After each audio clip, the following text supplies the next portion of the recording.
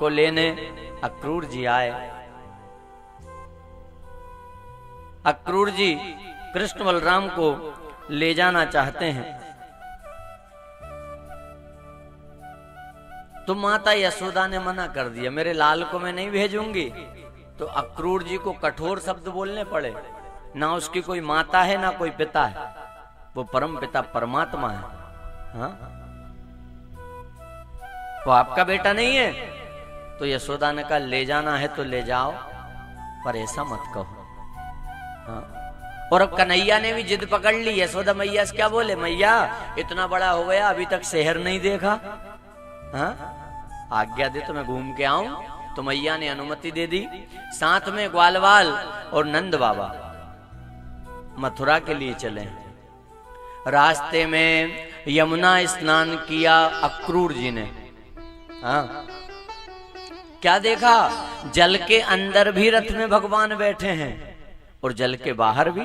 तो समझ गए ये परमात्मा है, अब चिंता नहीं करना। लेकर पहुंचे मथुरा। अब मथुरा पहुंचे, शहर घूमने की इच्छा है, मथुरा नगरी। तो दाऊ भैया ने पूछा नंद बाबा से, क्या बाबा सबकी इच्छा है नगरी घूमने की, यदि आप अनुमति दें तो मैं घुमा लाऊं। नंद बाबा ने कहा घुमा तो लाओ, पर उधम मत करना। क्यों, ये अपना गांव नहीं है, मथुरा की कंस की नगरी है मथुरा। और एक बात और याद रखना, यहां कन्हैया की जय जयकार तो बोल नहीं मत। हाँ जी बाबा। अब ग्वालवाल कृष्ण बलराम मथुरा भ्रमण पर निकले। आग की तरह खबर फैल गई पूरे मथुरा में, सबने दौड़ लगाई दर्शन करने। कोई खिड़की से, कोई दरवाजे से, कोई झरोखे से, कोई छत से दर्शन कर रहा है, कोई पुष्पों की वर्षा कर रहा है, कोई आरती की थाली लेकर दौड़ा है, कोई माखन मिश्री लेकर दौड़ा है। क्यों, यही वो कृष्ण बलराम हैं जिन्होंने बड़े बड़े राक्षसों को धराशायी किया। और मन में क्या बोले, ध्यान से सुनना, हे भगवान ये कंस को भी मार दे तो नारियल चढ़ाऊं। पर मन में बोले, जोर से नहीं, क्योंकि अगर जोर से बोला नहीं मार पाए तो कंस अपने को मार दे। क्यों, नारियल मना रहे थे। हाँ, बड़ा स्वागत कर रहे हैं। चलते चलते एक धोबी जा रहा था राजसी वस्त्र लेके। हाँ, तो ग्वालवाल कहते कन्हैया से, कन्हैया शहर में आए हैं रे और अपनी हालत तो देख, कपड़े फिर ये कपड़े मिले तो आनंद आए। हाँ, तो धोबी ने सुन लिया। क्या बोला, बोले महाराज कंस के यहाँ के कपड़े हैं, अगर सुन लिया तो जो पहने वो भी उतरवा लेगा। हाँ, अभिमान दिखाया है। और जब अभिमान दिखाया तो भगवान ने एक चांटा मारा, धोबी पार। हाँ, ग्वाल वालों ने कपड़े लूट लिए और उल्टे सीधे फंसा लिए। हाँ,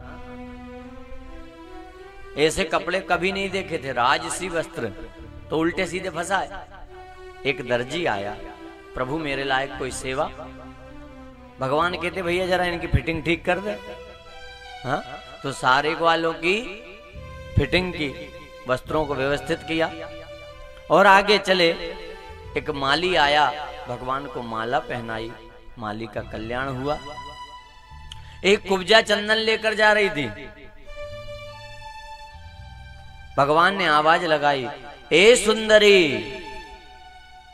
तो कुब्जा ने देखा मुझे कौन सुंदरी कहेगा, भैया मुझे क्यों सुंदरी कहा। तो भगवान ने पैर पर पैर रखा, दोनों हाथों से गर्दन पकड़ी और जो झटका दिया तो उस कुब्जा को सर्वांग सुंदर बना दिया, चंदन लगवाया। चलते चलते भगवान धनुष के पास पहुंचे। एक धनुष रखा है, पहरेदार लगे हैं, सैनिक। भगवान कृष्ण कहते हैं दाऊ भैया। हाँ लाला। बोले ये धनुष इतनी चौकीदारी ये सब कर रहे हैं, क्यों कर रहे हैं। अरे इस धनुष को तो मैं एक झटके में उठा सकता हूं। तो सैनिक जो सुन रहे थे क्या बोले, जाओ जाओ, ये बच्चों के बस का काम नहीं है। इस धनुष को पहलवान खींच के लाए, हाथी से खिंचवाया, हाँ तब यहां आया है, बच्चों का काम नहीं है। तो कन्हैया ने कहा उठा सकता हूं भैया। अब इतना ऐसी बात हो गई, सैनिकों को भी जोश आ गया। हिला के दिखाओ जरा, जैसे ही कहा उठा के दिखाओ, तो तुरंत भगवान कूद कर गए धनुष के पास और एक झटके में धनुष उठाया, प्रत्यंचा चढ़ाई, खींची, धनुष तड़ाक से टूटा। और जब धनुष टूटा तो धनुष के टूटने की आवाज कंस के कानों तक पहुंची। ये क्या हुआ भैया? बोले महाराज धनुष टूट गया। तो धनुष टूट गया जैसे कंस ने सुना तो कंस को भगवान शंकर की बात याद आ गई। क्या? कंस ने भगवान शंकर की तपस्या की और भोले बाबा ने यह धनुष दिया और क्या कहा कि इस धनुष को कोई तोड़ेगा नहीं और जो तोड़ेगा वो तुझे छोड़ेगा नहीं। हाँ, अब मैं क्या करूं? तो जो साथी थे ना सलाहकार, क्या बोले? अरे महाराज डरते क्यों हो? इतनी बड़ी आपकी सेना, बड़े बड़े पहलवान आपके पास, बड़े बड़े राक्षस मित्र आपके, और आपका कम हो इतनी हवा भरी। तो कंस भी के हाँ हाँ आने दो। चले हैं भगवान। रास्ते में कुबलिया पीड़ हाथी जिसे मदिरा पिलाकर मदोन्मत्त किया, छोड़ दिया। भगवान ने पूंछ और सूंड पकड़कर कृष्ण बलराम ने हाथी को उछाला, हाथी धड़ाम से गिरा। रंगशाला में पहुंचे, कंस ने देखा, अच्छा तुम हो वो कृष्ण बलराम, इतने राक्षस मैंने भेजे एक भी नहीं लौटा। तो कन्हैया ने कहा मामा तब तो सुधर जाना था, या आप भी आ जाते। कंस कहता है कि मैं तुम्हें ललकारता हूं युद्ध के लिए, युद्ध करो। भगवान कहते लड़ने बुलाया कि देखने? तो कंस कहता लड़ने। डर गए क्या? भगवान कहते हैं कि हम डरते तो है नहीं। हाँ? रंगशाला में कूदे कृष्ण बलराम, 5 पहलवान बीच में आए, मुष्टि को मुष्टि का मारी पार, कूट को कूटा, चाणूर को पीटा, सल तोसल को घसीटा, 5 पहलवानों का उद्धार कर दिया। कंस के भाई बीच में आए तो उन भाइयों का भी कल्याण भगवान ने कर दिया। कंस घबराया और अपने प्राणों को बचाने के लिए दौड़ा। भगवान ने लपक कर कंस को पकड़ लिया, धक्के देकर भूमि पर पटक दिया, बाल पकड़कर घसीटते हुए रंगशाला में लाए। कंस कहता है छोड़ दे लाला, छोड़ दे, मुझे कष्ट हो रहा है। भगवान कहते हैं अब कष्ट हो रहा है? अरे दुल्हन के रूप में मेरी माँ देवकी, उसको बाल पकड़ के घसीटा तब कष्ट नहीं हुआ? खुद पर बीती तब कष्ट हुआ? हाँ? जाके पाँव नहीं परी विवाई, सो का जाने पीर पराई। आज भी थी। कंस के ऊपर बैठ गए भगवान छाती पे, बाल पकड़े हैं और कहा मामा अब तक तो सुधर जाना था, पर अब तेरा अंत समय निकट आ गया है।